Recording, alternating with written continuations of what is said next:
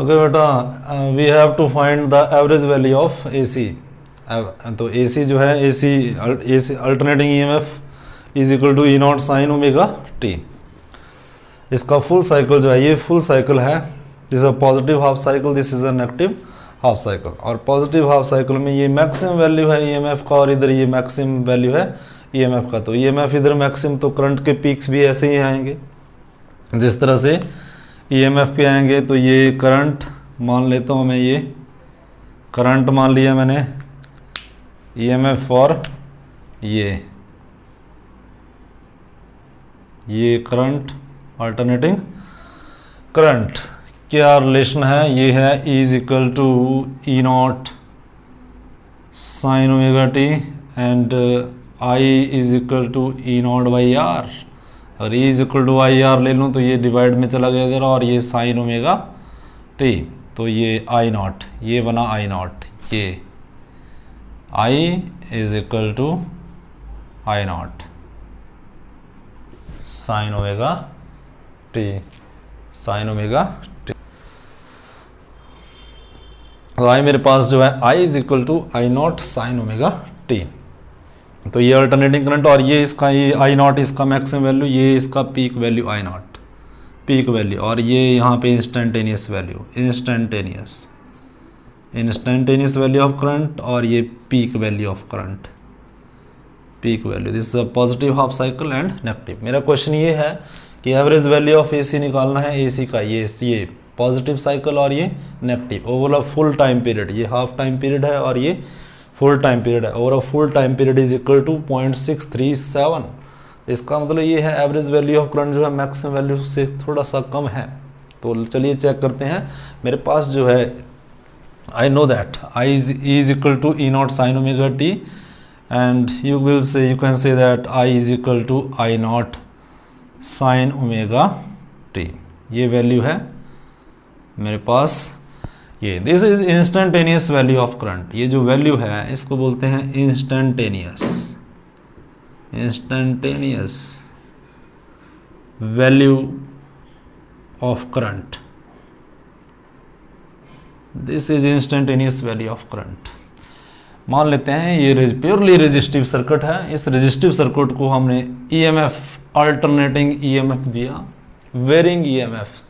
तो करंट मेरे पास बना I is equal to E0 by are.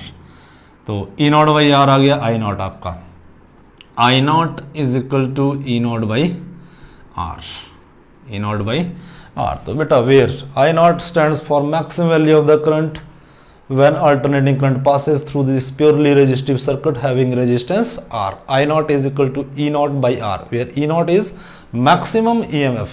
So instantaneous value of the current is equal to I0 sin omega t. Let us suppose that this is instantaneous current passing through this purely resistive circuit. इस circuit में ये current pass कर रहा है, और ये जो है वेरिंग करंट, इसका जो है ये I0 इसका मैक्सिमम वैल्यू है, ओमेगा t जो है इसका angular, omega T is equal to angular frequency, omega is equal to angular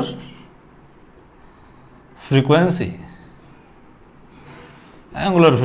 so omega is equal to 2 pi by T, and it is equal to 2 pi into 1 by T, it is equal to 2 pi, reciprocal of time period is frequency of AC, is frequency.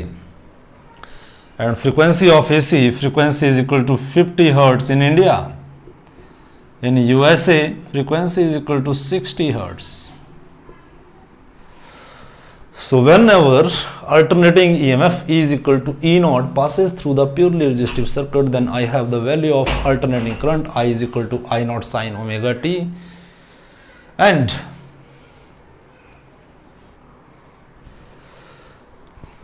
so this is the angular velocity. So I is equal to I0 sin omega t। ये मैंने बार बार बताया, ये दोबारा बता रहा हूँ, ये instantaneous value of current, ये peak value of current, peak maximum, ये इस तरह यहाँ पे रिप्रेजेंट किया गया है, ये पीक, दूसरी साइड में मैक्सिमम। तो मुझे जो है अब निकालना है average value of AC over a full cycle is equal to 0।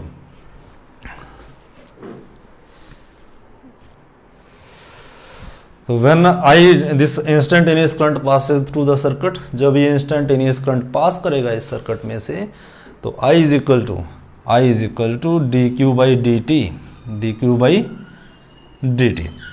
The time rate of change of flow of charge through this circuit, there is a growth and decay of the charge is along this. When positive cycle of the AC passes through the purely resistive circuit, then there is a growth and charging. और जब जो है opposite half cycle आएगा तो discharging. तो यहाँ पे यहाँ से मैं स्मॉल चार्ज निकाल लेता हूँ, D Q is equal to I D T. अब टोटल चार्ज अगर मुझे निकालना है, this is the small charge D Q passes through the resistor for a small interval of time D T. The total charge Q can be calculated by integrating small amount of charge D Q over a full cycle की मैंने बात की थी, over a full cycle.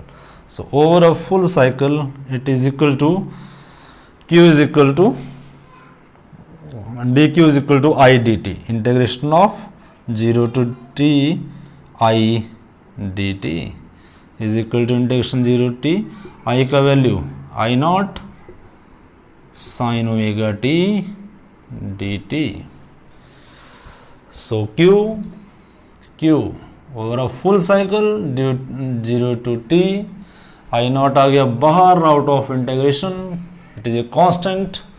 Sign का integration sine omega T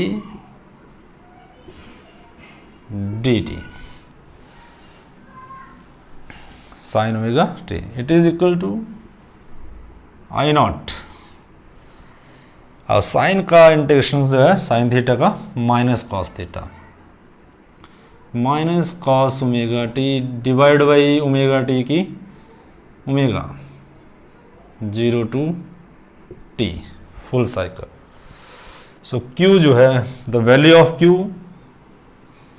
Q it is equal to I naught minus I not divide by omega cos omega T 0 to t.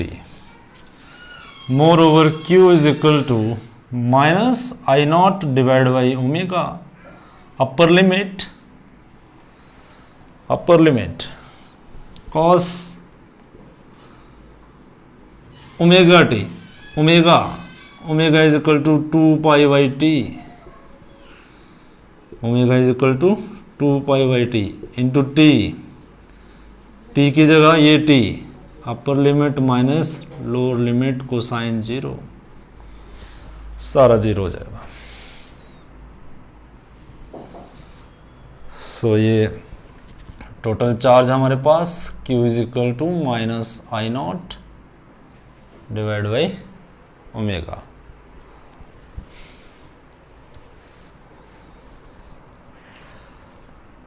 cos 2 पाई 1 and minus cos 0 is 1. तो ये हमारे पास जो है charge बन जाएगा total, this is cos 0 1 होता है 1 माइनस 1 ये 0.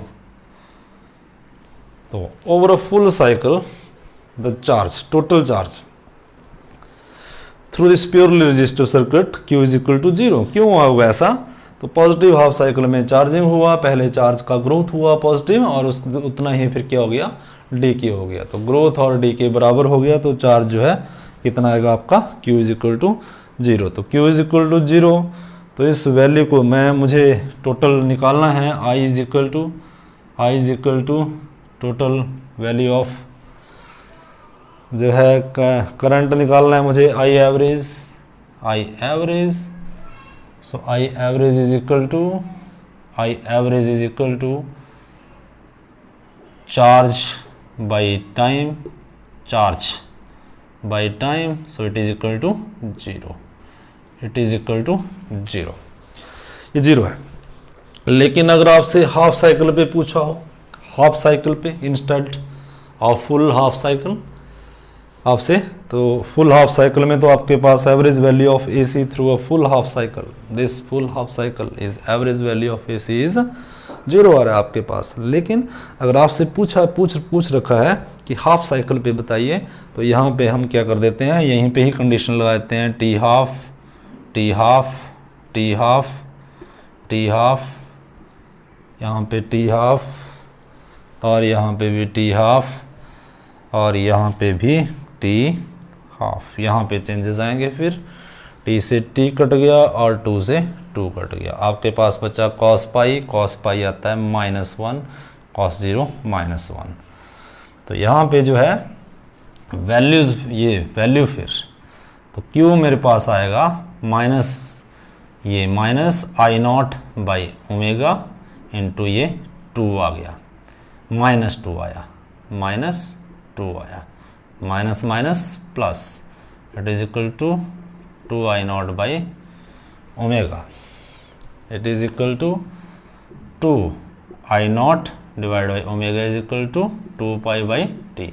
2 से 2 कट गया, 2 से 2 कट गया बेटा, तो ये मेरे पास बना it is equal to I0/π into T.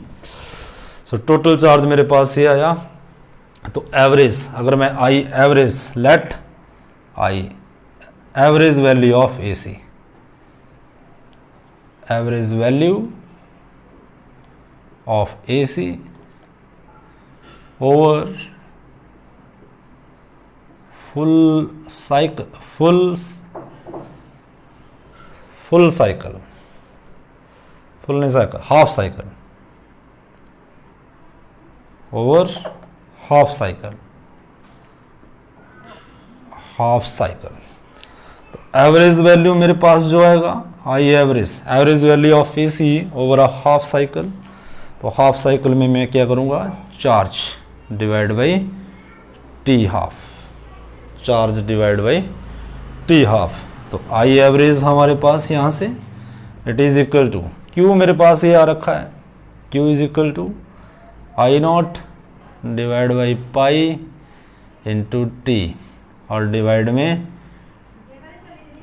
t ऊपर चला गया 2, अब t से t कट गया, तो आई एवरेज मेरे पास आया it is equal to 2I0 divide by pi. आपके पास आई एवरेज जो बनेगा बेटा, I average is equal to 2 divide by pi into I0। I average is equal to 2 divide by pi, 2 divide by pi का value कितना है भाई, 22/7 है, इंटू I0, और ये सारा कैलकुलेशन करके आपके पास आएगा 0.637 I0, ये वैल्यू ये आएगा आपके पास। The average value of AC over a full cycle, over a full cycle 0 था, लेकिन average value of AC over a half cycle is equal to 0.637 times the maximum current in the circuit, right, that's all.